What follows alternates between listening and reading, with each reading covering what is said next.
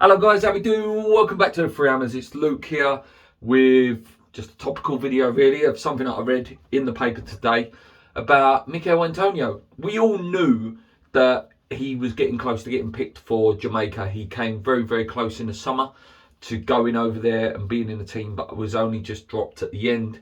I think it was down to documentation rather than the manager actually fancying him. Turns out that, he is going to get picked again. It's sounding like it's very positive for him to get picked again. And, he's entitled to play international football, and I wish him all the luck in the world. International football's an experience.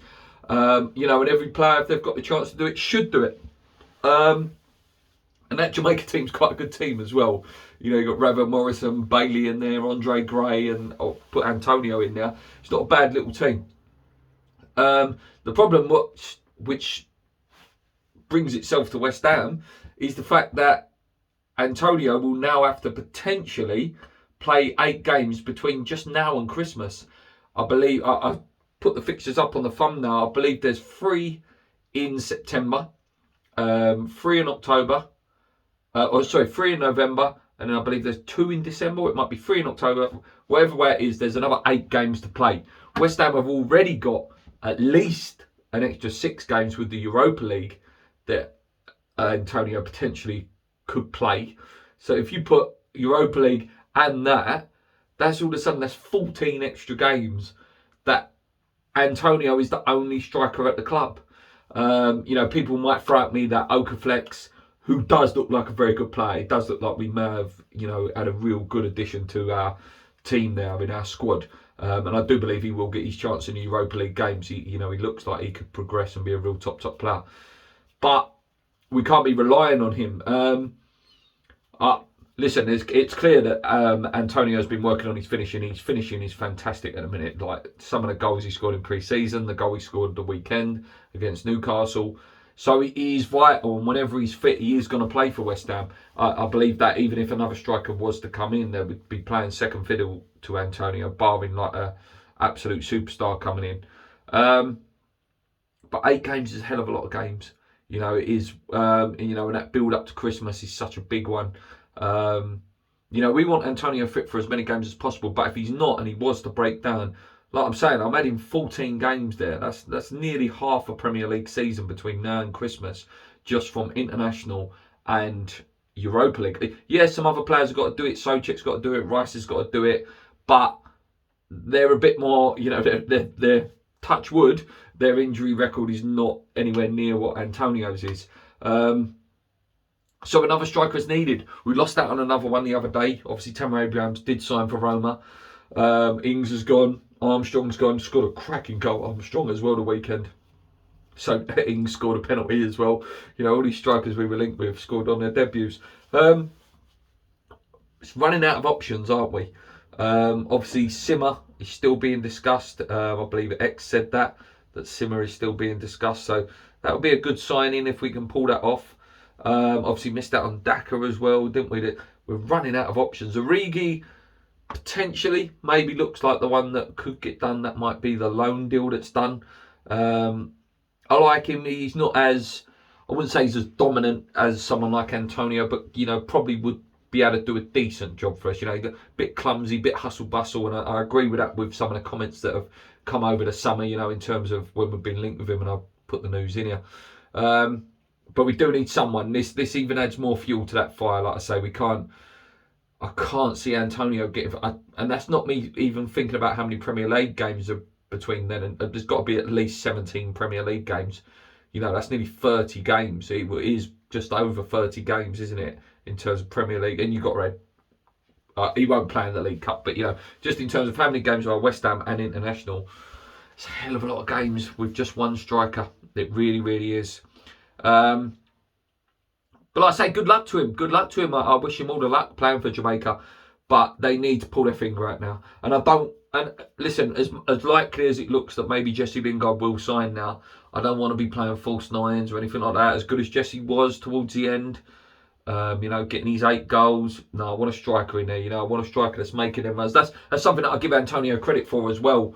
In the Newcastle game, we didn't see him like drifting out wide all the time. He seems to have, really fought and concentrated on his game. That no, I'm going to sit. I'm going to go in the box late and You know, try and be a bit more in those striker positions. And then, you know, he set up the goal for Benrahma as well. He's so crucial to the way we play that every time he is fit, he is always going to play. So we just need to make sure that if he does break down, which I really don't want him to, but we've got to be realistic here that it's very unlikely that he's going to get through 15 games without at least a niggle. I'm talking maybe miss 2 games. He might not have one of the big blowout hamstrings that he's had in a couple of years, but he might have one of them little ones where he's at 3 or 4 games. But those 3 or 4 games could be so crucial.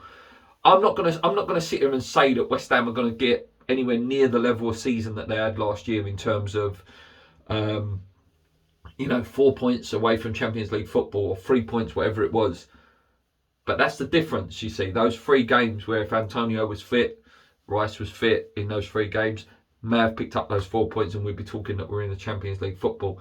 And that's why you have to have those options. We have to bring in someone like Origi. And it's a really tough debate, guys. It's such a tough debate. And I know, like, there's some people here that will just go straight at me and go, oh, yeah, but Luke, but we can't just bring in squad fillers. We can't just bring in bench players. We need players that he trusts. And there is loads and loads of validity in that comment. Obviously, it's got to be a player that Moyes is willing to put on and willing to trust and play. But it's got to be someone. It's like, come on, Dave. You've been here a year now. And it is me a little bit going dithering, Dave, because I've got all respect for what he's doing with the team and the coaching. But Dave, come on, you need to be putting pressure on Sullivan, or Sullivan needs to, you know, say, come on, Dave, like, come on, pick someone and I'll go and get him if that is the case. We don't know what their relationship is. But like David Moyes now needs to go, look, I want this one and you need to pay the money for him. Like, obviously it was clear that did he want Tammy Abrahams? I don't know. But there's got to be someone now that Moyes surely has gone, look, that's the one. We need him in as a striker, and among other positions, you know, we're linked with a left back as well, I believe, today. I believe it's a guy from PSG. It would be a very good signing. I can't see that happening, but it'd be a very good signing. And there's a couple of others that we're linked with in terms of midfielders and stuff. So now's the time now. You know, we need some bodies in, and David Moyes needs to, you know, make that decision, put loads of pressure on Sullivan to get it done, so that we don't have a situation where Antonio breaks down or Cresswell breaks down, and then you've got to play Masuaku at left back, or you play Ben Johnson out of position over on that side, or Soucek and Rice go down, and then it's Mark Noble and Lanzini, or, you know, you just want to try and protect that strong 11. Anyway, guys, thank you so much for watching. Thank you so much. I didn't have a chance in my previous 2 videos.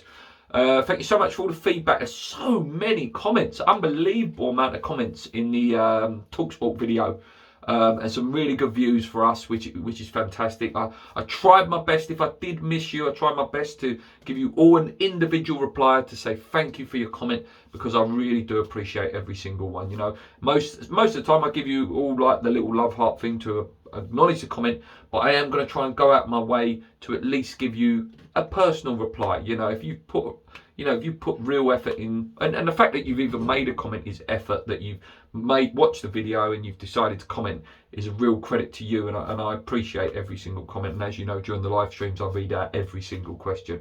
So please keep it up, guys. Please keep the comments coming. Let me know what you think. You might be thinking I'm talking a load of rubbish and think, oh, actually, Luke, we don't need that one. Antonio will get through the whole season. I don't know. But please let me know, guys, and any ideas for videos, Ask Luke section will come back again soon. So if you've got any questions for Ask Luke, it'd be nice to have that to give us some more ideas. Me and Paul will be back the weekend for our 150th podcast. We will actually do it this weekend.